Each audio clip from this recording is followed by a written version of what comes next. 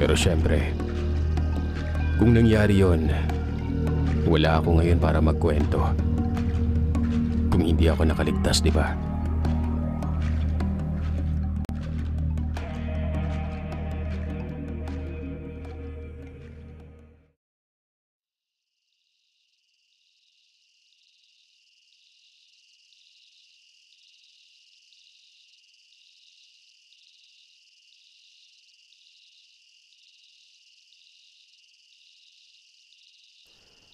Kakainin mo rin ba kami tulad ng mga kasamahan namin? Naku, hindi po. Hindi pa ako ganap na aswang. Kumakain lang ako ng mga hilaw na hayop. Kung magiging aswang man ako pagdating ng araw, hindi ako magiging katulad nila.